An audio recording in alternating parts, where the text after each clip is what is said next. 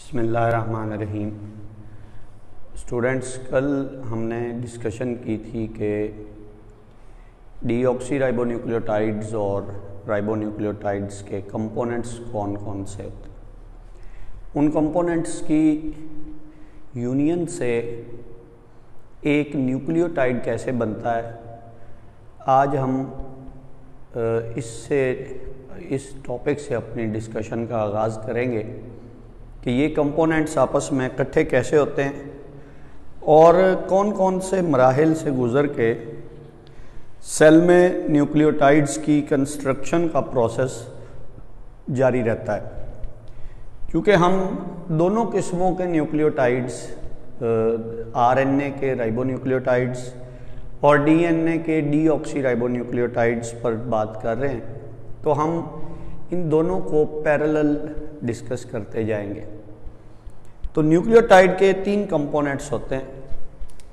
Chemical components of nucleotides are 3, चाहे वो D nucleotides हों या राइबोन्यूक्लियोटाइड्स। इन जनरल हम लिखते हैं पेंटोज शुगर और नाइट्रोजिनस बेसिस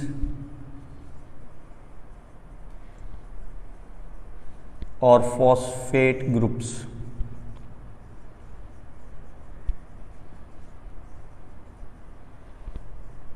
ये न्यूक्लियोटाइड्स की कंपोजिशन है। पर्टिकुलरली अगर हम राइबोन्यूक्लियोटाइड्स के कंपोनेंट्स लिखें तो ribonucleotides are composed of ribose sugar,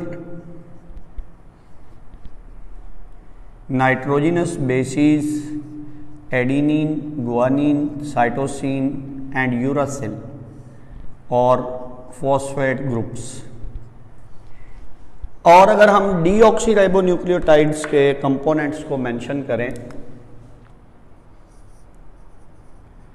deoxyribonucleotides, तो इनके कंपोनेंट्स में जो deoxyribose sugar C5H10O4, adenine, guanine, cytosine और थाइमीन बेसिस और फॉस्फेट ग्रुप्स ये शामिल होते हैं। ये न्यूक्लियोटाइड्स की दोनों टाइप्स के जो कंपोनेंट्स हैं, ये सिमिलर मेथड से, सिमिलर वे में एक दूसरे के साथ लिंकअप होते हैं और उस लिंकअप होने से न्यूक्लियोटाइड की कंस्ट्रक्शन होती है। लेकिन इसके दो मराहल हैं। पहले मरहले में जो शुगर मॉलिक्यूल है उस पर नाइट्रोजिनस बेस ऐड होती है। शुगर के 5 कार्बन हैं, उनमें से 4 रिंग में है, 5वां कार्बन रिंग के बाहर है। कल कुछ बेसिक्स आपसे शेयर की थी मैंने। तो जो कार्बन नंबर 1 है, उस कार्बन नंबर 1 पर ऐड होगी नाइट्रोजिनस बेस, और ये कंपोनेंट जो इन दो मॉलिक्यूल्स के रिएक्शन से बनेगा, इसको न्यूक्लियोटाइड नहीं कहेंगे, इसको न्यूक्लियोसाइड कहेंगे। अगर वो शुगर राइबोज है और बेसिस ये हैं तो वो राइबोन्यूक्लियोसाइड्स बनेंगे। अगर वो शुगर डीऑक्सीराइबोज है और बेसिस ये हैं तो फिर ये डीऑक्सीराइबोन्यूक्लियोसाइड्स बनेंगे। यानी न्यूक्लियोटाइड्स की अगर 2 किस्में हैं तो न्यूक्लियोसाइड्स की भी 2 किस्में हैं। सबसे पहले हम राइबोन्यूक्लियोसाइड्स की बात करते हैं। राइबोन्यूक्लियोसाइड्स क्या हैं? Ribonucleosides are molecules made by reaction between ribose sugar plus nitrogenous base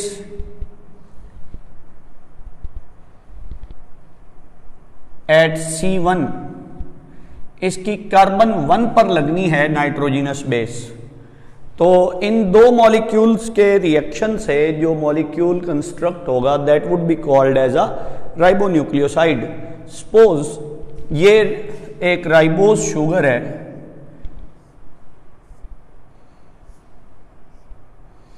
this is carbon 1 of this ribose, ये कार्बन 2 है, ये कार्बन 3 है और ये कार्बन 4 है। यहाँ हाइड्रोक्सल है, इधर हाइड्रोजन है, यहाँ हाइड्रोजन हाइड्रोक्सल है, सिमिलरली इधर भी यहाँ हाइड्रोजन और इस तरफ C5 है इसका। ये राइबोस शुगर है, जैसा कि हमने पढ़ा इट्स बीटा डी राइबोफ्यूरानोज, इसका हाइड्रोक्सल कार्बन 1 का ऊपर है। इससे हम एडिनिन को लिंक करके देखते हैं और एक पिरिमिडीन को भी लिंक करके देख लेते हैं। अब मैं रिंग्स के स्ट्रक्चर्स मुकम्मल नहीं बनाऊंगा ताकि थोड़ा टाइम बच सके। सपोज ये नाइट्रोजिनस बेस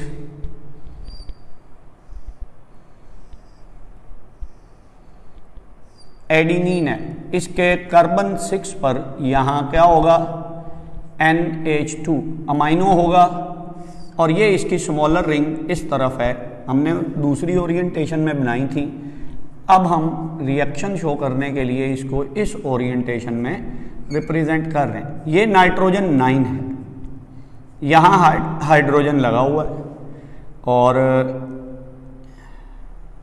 ये 7 और 8 के दरमियान डबल बॉन्ड है, इधर भी हाइड्रोजन है। बाकी स्ट्रक्चर आपको मालूम है। तो ये डबल बॉन्ड्स की पोजीशंस हैं इसमें। दिस इज एडिनिन और अगर यहाँ ऑक्सीजन हो और इधर अमाइनो ग्रुप हो तो सिमिलरली वो गुआनिन होगी, बाकी सब तो ऐसा ही होगा। एडिनिन इस राइबोस शुगर से कैसे रिएक्ट करेगी? एडिनिन जो अपने नाइट्रोजन 9 के जरिए शुगर के कार्बन 1 से रिएक्ट करेगी। नाइट्रोजन 9 पर हाइड्रोजन है और यहाँ हाइड्रोक्सल है।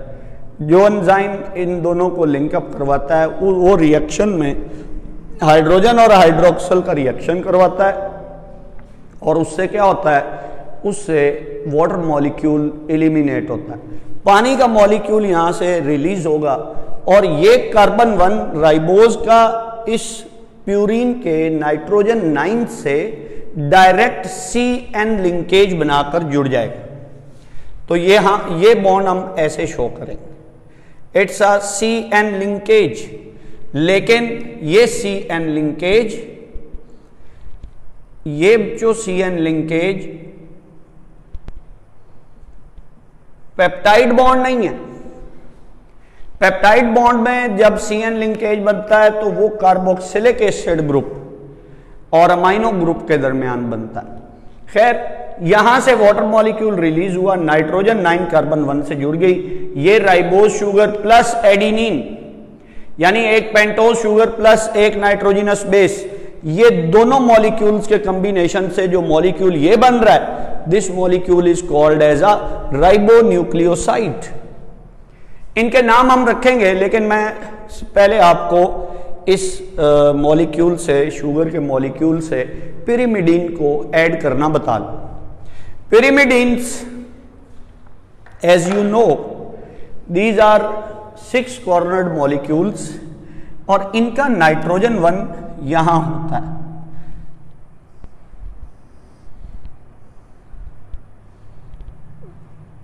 इधर हम शो कर रहे हैं कि ये इसका नाइट्रोजन 1 है और नाइट्रोजन 1 के साथ हाइड्रोजन होता है। अगर ये सिचुएशन हो कि इसके इन दो पोजीशंस पे ऑक्सीजन हो और इस पोजीशन पे अमाइनो ग्रुप हो, आई थिंक, और इस पोजीशन पे ऑक्सीजन हो और इधर मिथाइल ग्रुप हो कार्बन 5 पर, तो इसको हम थाइमीन लिखते हैं, if I am not wrong. तो जो मुझे इस वक्त अब ज़हन में आ रहा, ये पोजीशंस रिवर्स हो सकती हैं, इनको मैं इसीलिए मिटा रहा हूँ। मिथाइल ग्रुप वाली ये पिरिमिडीन थाइमीन कहलाती।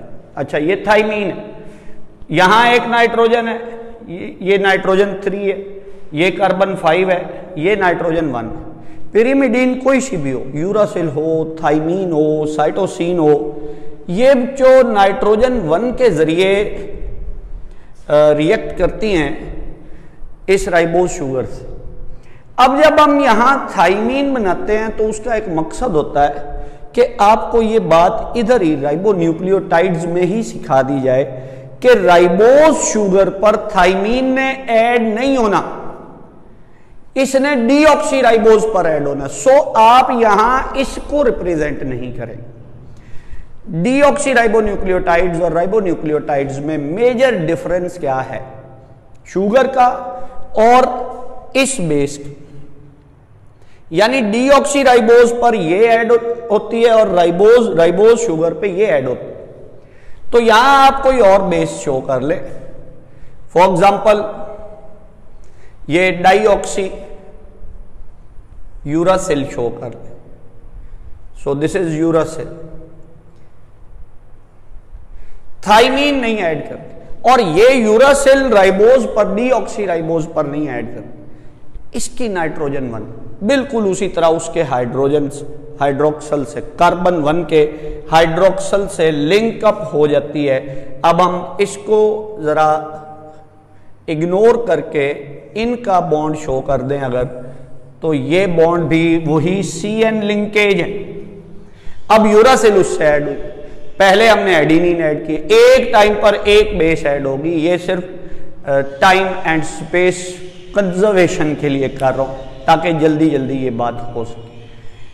तो पहले मरहले में जब न्यूक्लियोटाइड बनना होता है तो पहले मरहले में शुगर और नाइट्रोजिनस बेस इकट्ठे होते हैं। शुगर और नाइट्रोजिनस बेसिस के इन कॉम्बिनेशंस को न्यूक्लियोसाइड्स या राइबोन्यूक्लियोसाइड्स उस वक्त कहा जाता है जब इसमें शुगर राइबोज हो। और राइबोज शुगर की लिमिटेशन ये है कि उस पर इन चारों में से कोई एक ऐड हो, इन चारों में से। आपने कल पढ़े बेसिस के नाम, नाइट्रोजिनस बेसिस के नाम क्या हैं? एडिनिन, गुआनिन, साइटोसिन और यूरासिल। इन बेसिस के नामों से राइबोन्यूक्लियोसाइड्स के नाम बनते। राइबोन्यूक्लियोसाइड्स कितनी किस्मों के होंगे फिर? राइबोन्यूक्लियोसाइड्स आर ऑफ 4 टाइप्स। अगर यहां बेस एडिनिन हो तो इसको हम एडिनोसिन न्यूक्लियोसाइड कहते हैं, एडिनोसिन न्यूक्लियोसाइड। अगर यहां बेस गुआनिन हो तो इसको हम गुआनोसिन न्यूक्लियोसाइड कहते हैं। यहां अगर ये नाइट्रोजिनस बेस साइटोसिन हो तो इसको हम साइटिडीन न्यूक्लियोसाइड कहते हैं। और अगर यूरासिल हो तो इसको हम यूरिडीन न्यूक्लियोसाइड कहते हैं। ये बात ज़हन में रखी जाएगी कि बेस का नाम और है, बेस के नाम से न्यूक्लियोसाइड का नाम डिराइव होता है। आप इसको एडिनिन न्यूक्लियोसाइड, साइटोसिन न्यूक्लियोसाइड नहीं कह सकते। एडिनिन से एडिनोसिन, साइटोसिन से साइटिडीन, यूरासिल से यूरिडीन वगैरह वगैरह। तो न्यूक्लियोसाइड्स 4 किस्मों के बनते हैं जब आरएनए बन रहा होता है। बिल्कुल इसी तरह, मैं सिर्फ हेडिंग बदलूंगा, डायग्राम्स हम यही यूज कर लेंगे। अब हम इधर लिखते हैं दूसरी डिस्क्रिप्शन, दैट इज अबाउट डीऑक्सीराइबोन्यूक्लियोसाइड। इनको हम लिखते हैं स्मॉल डी से। डीऑक्सी राइबोन्यूक्लियोसाइड्स क्या होते हैं? जब डीएनए बनना होता है तो तब डीऑक्सीराइबोन्यूक्लियोसाइड्स पहले मरहले में बनते हैं। डीऑक्सीराइबोन्यूक्लियोसाइड्स कैसे बनते हैं? These are combination of deoxyribose plus nitrogenous bases plus nitrogenous base at C1 carbon 1 पर। इन चारों में से कोई एक लग जाएगी, एडिनिन, गुआनिन, साइटोसिन, थाइमीन में से कोई एक लग जाएगी। तो अब जब आप इस मॉलिक्यूल को शो करेंगे डीऑक्सीराइबोन्यूक्लियोसाइड बनाने के लिए तो कार्बन 2 पर हाइड्रोक्सल नहीं आएगा, कार्बन 2 पर हाइड्रोजन आएगा। So this sugar would be now D ribose, ये डी राइबोज है।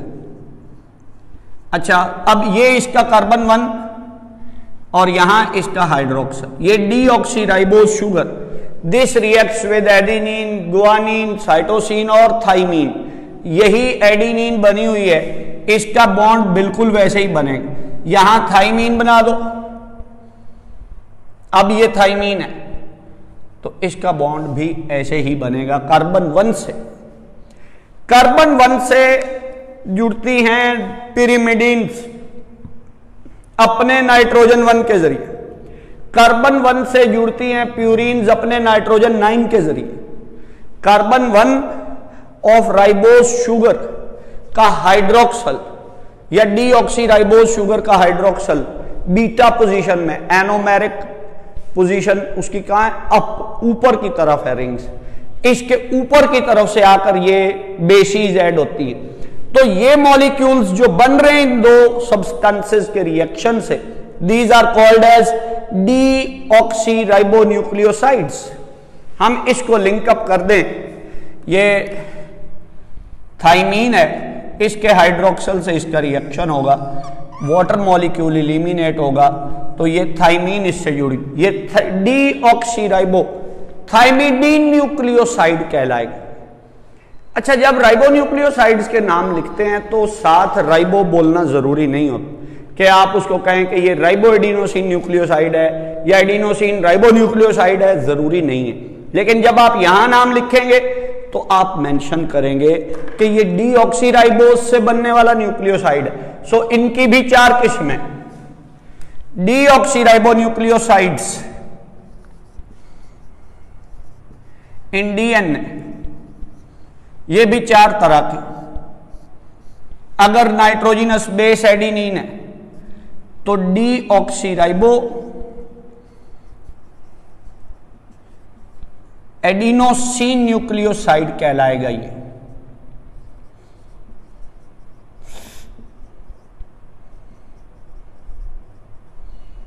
अगर नाइट्रोजिनस बेस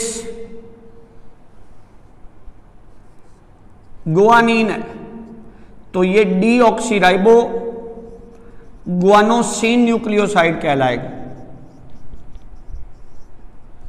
अगर ये बेस साइटोसिन है तो डीऑक्सी राइबो साइटिडीन न्यूक्लियोसाइड कहलाएगा।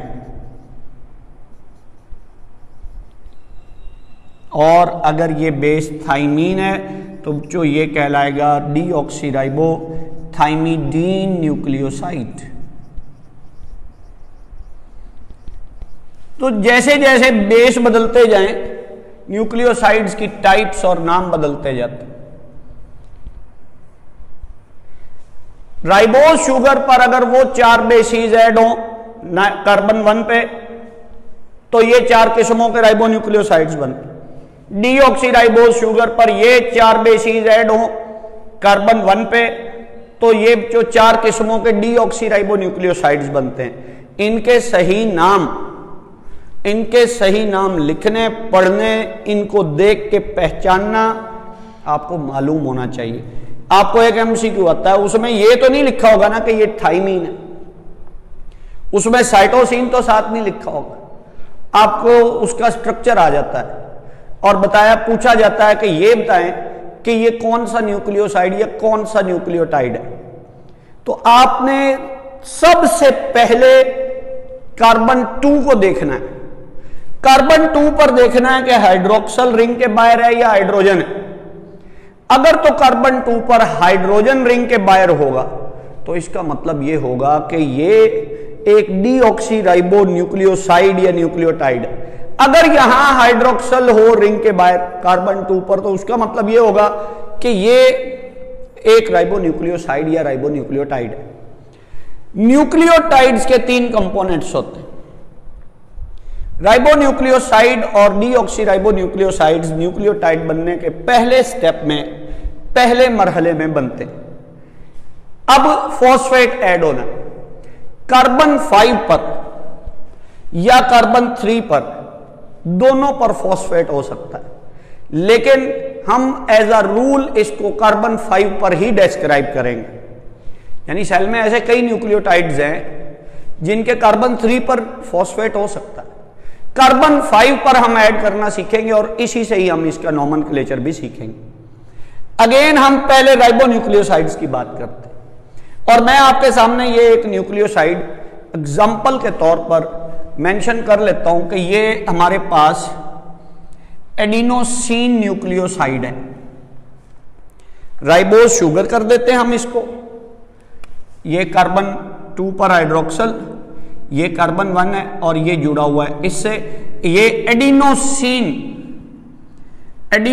न्यूक्लियोसाइड है। इससे बनना है न्यूक्लियोटाइड। कैसे बनेगा न्यूक्लियोटाइड? इसके कार्बन 5 पर फॉस्फेट ऐड हो। पहले हम एक फॉस्फेट ऐड करते हैं, एक फॉस्फेट रेडिकल यहां रिप्रेजेंट कर लेते हैं कि सपोज ये एक फॉस्फेट रेडिकल है, P डबल बॉन्ड हो, हाइड्रोक्सल हाइड्रोक्सल और ये हाइड्रोक्सल, ये हाइड्रोक्सल कंडेंस होंगे, पानी का मॉलिक्यूल यहां से रिलीज होगा और इस CH2 और इस P के दरमियान एक ऑक्सीजन एटम रह जाएगा -H2 होने से, क्योंकि 2 हाइड्रोक्सल थे ना, तो 2 हाइड्रोक्सल रिएक्ट किए, एक ऑक्सीजन एटम प्लस एक वाटर मॉलिक्यूल, ये बना। अब फॉस्फेट लिंक हो गया इस मॉलिक्यूल के कार्बन 5 पर। ये था एडिनोसिन न्यूक्लियोसाइड, यही था ना। अब इसको पढ़ो, एडिनोसिन मोनोफॉस्फेट। न्यूक्लियोसाइड तो ये अब रहा ही नहीं। यानी न्यूक्लियोटाइड क्या होता है? न्यूक्लियोटाइड, राइबोन्यूक्लियोटाइड क्या होता है? Ribonucleotide is equal to a ribonucleoside plus 1 phosphate और 2 फॉस्फेट्स और 3 फॉस्फेट्स। इसके कार्बन 5 पर 1 या 2 या 3 फॉस्फेट ऐड हो जाए तो इस राइबोन्यूक्लियोसाइड को हम कहते हैं ribonucleotide. And same is the condition for deoxy ribonucleotide. उसके कार्बन 5 पर डीऑक्सी राइबोन्यूक्लियोसाइड के कार्बन 5 पर शुगर में 1 या 2 या 3 फॉस्फेट ऐड। अब ये एक ऐड हुआ तो उस न्यूक्लियोसाइड के नाम के साथ लग जाएगा मोनोफॉस्फेट। 2 ऐड हो जाए डाइफॉस्फेट, 3 हो जाए ट्राइफॉस्फेट। पहले हम ये नाम लिखते हैं। एडिनोसिन न्यूक्लियोसाइड से 3 किस्मों के न्यूक्लियोटाइड्स बन सकते हैं। क्या? Adenosine monophosphate, adenosine monophosphate. और अगर यहां 2 फॉस्फेट ऐड हो जाए, मतलब एक और ऐड कर देता हूं, इस तरफ कर लो ये हाइड्रोक्सल भी अवेलेबल है, इस तरफ कर लो ये भी अवेलेबल है। मसलन इस तरफ कर लेते हैं, जगह इस तरफ बची हुई है, तो ये हाइड्रोक्सल कंडेंस होगा, दोनों के दरमियान ऑक्सीजन रह जाएगा। ये लो, ये डाइफॉस्फेट बन गया। This is adenosine diphosphate. तीसरा ऐड कर, तीसरा फॉस्फेट भी इधर ही ऐड कर देते, ये ऑक्सीजन बचा। अब ये आप प्रैक्टिस करेंगे तो कोई आपकी ये तरतीब ठीक होनी है, और अगर आप कहेंगे कि सिर्फ देख के सुन के ही आप बना लेंगे तो फिर गलत ही बनाएंगे। कोशिश करनी है, जरूर कोशिश। अगर 2 फॉस्फेट हो तो क्या नाम रखेंगे हम? Adenosine diphosphate, adenosine triphosphate. Nucleoside में फॉस्फेट्स ऐड होते जाएंगे तो क्या बनेगा? न्यूक्लियोटाइड। यानी हर न्यूक्लियोसाइड से 3 किस्मों के न्यूक्लियोटाइड्स बन सकते हैं। ये एटीपी कहलाता है। ये है एनर्जी करेंसी ऑफ बॉडी। ये न्यूक्लियोटाइड जो अपने इस बॉन्ड में 7.3 किलो कैलोरी एनर्जी डिपॉजिट कर लेता है जब सेल एटीपी सिंथेसाइज करता है। ये बॉन्ड टूटता है और इस एनर्जी को सेल को प्रोवाइड किया जाता है। न्यूक्लियोटाइड्स के डीएनए आरएनए बनाने के अलावा भी कई रोल्स हैं, ये उनमें से एक है, इसीलिए हम टिपिकली पहले एडिनोसिन बनाते हैं। एडिनोसिन मोनोफॉस्फेट, इसको हम लिखेंगे बच्चों AMP, diphosphate ADP, triphosphate ATP। अब ग्वानोसिन न्यूक्लियोसाइड से क्या क्या बनेगा? Guanosine monophosphate GMP, guanosine diphosphate GDP, guanosine triphosphate GTP। Cytidine से क्या बनेगा? Cytidine monophosphate, cytidine diphosphate, cytidine triphosphate. और यूरिडीन से uridine monophosphate, uridine diphosphate and uridine triphosphate. ये इनके सिंबल्स, ये इनका नॉमेनक्लेचर है। तो यानी इन 4 किस्मों के न्यूक्लियोसाइड से ये 12 किस्मों के न्यूक्लियोटाइड्स बन जाएं। और इधर भी बस ये एक ये ऑक्सीजन हटा दो, ये एक ऑक्सीजन यहां से हटा दो, ये डीऑक्सीराइबोएडिनोसिन ट्राइफॉस्फेट। तो यानी डीऑक्सीराइबोन्यूक्लियोसाइड से भी इसी तरह, लेकिन यहां जब हम नाम लिखेंगे तो स्मॉल डी लिखेंगे, डीऑक्सीराइबोएडिनोसिन मोनोफॉस्फेट, DADP, DATP। ग्वानोसिन से GMP, GDP, GTP। साइटिडीन से DCMP, DCDP एंड DCTP। जबकि थाइमिडीन से DTMP, DTDP and DTTP, thymidine triphosphate. In 4 nucleoside से ये 12 किस्मों के डीऑक्सीराइबोन्यूक्लियोटाइड्स बनेंगे। तो समरी क्या हुई? DNA is made up of 12 different types of ribonucleotides, while RNA deoxyribonucleotides, while RNA is made up of 12 different types of ribonucleotides। ये monophosphate, die और ट्राई हो सकते हैं, लेकिन अबंडेंस आमतौर पर ट्राइफॉस्फेट्स की होती है।